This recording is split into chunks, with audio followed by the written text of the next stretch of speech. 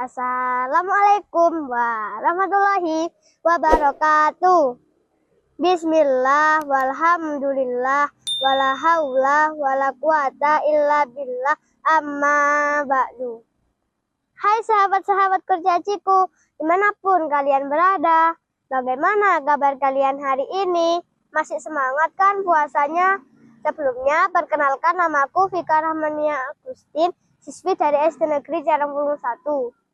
Pada kesempatan kali ini, saya mau berbagi kisah tentang Pangeran Diponegoro. Mau tahu kisah beliau lebih lanjut? Mari simak kisah beliau secara seksama ya. Pangeran Diponegoro adalah seorang pahlawan nasional Indonesia yang memimpin Perang Jawa melawan Belanda. Kisahnya penuh dengan keberanian dan perjuangan yang luar biasa.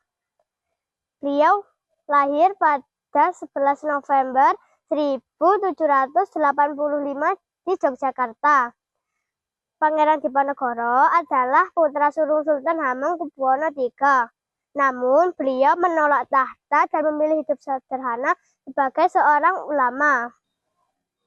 Kisah heroik beliau salah satunya ialah Perang Jawa yang terjadi pada tahun 1825 sampai 1830. Perang ini terjadi karena dipicu oleh ketidakadilan kolonialisme Belanda terhadap rakyat bangsa kita. Pangeran Diponegoro memimpin perlawanan dengan strategi gerilya yang luar biasa. Beliau didukung rakyat dan ulama dengan semangatnya yang membara. Meskipun pada akhirnya beliau ditangkap dengan cara licik oleh Belanda saat perundingan, dan kemudian beliau diasingkan hingga beliau wafat dalam pengasingannya. Peran dakwah Pangeran Diponegoro sangat penting dalam Perang Jawa.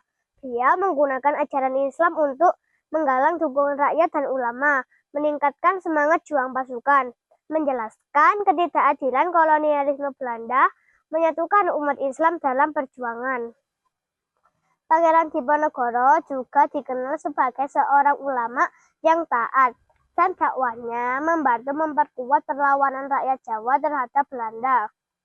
Beliau meninggal pada 8 Januari 1855 di Makassar, tapi warisan semangat juangnya tetap hidup sepanjang masa.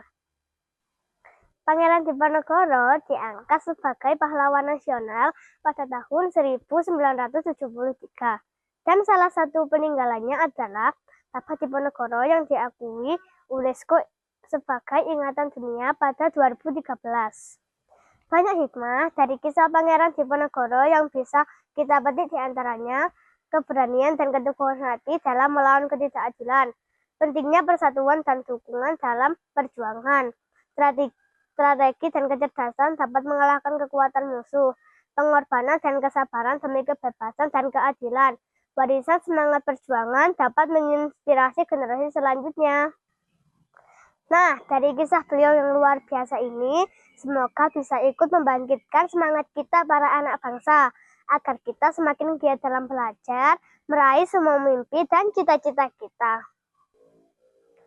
Dan semoga kelak kita menjadi bagian dari penerus perjuangan para pahlawan-pahlawan nasional kita, menjadi generasi perjuangan nusa bangsa dan agama. Allahumma amin.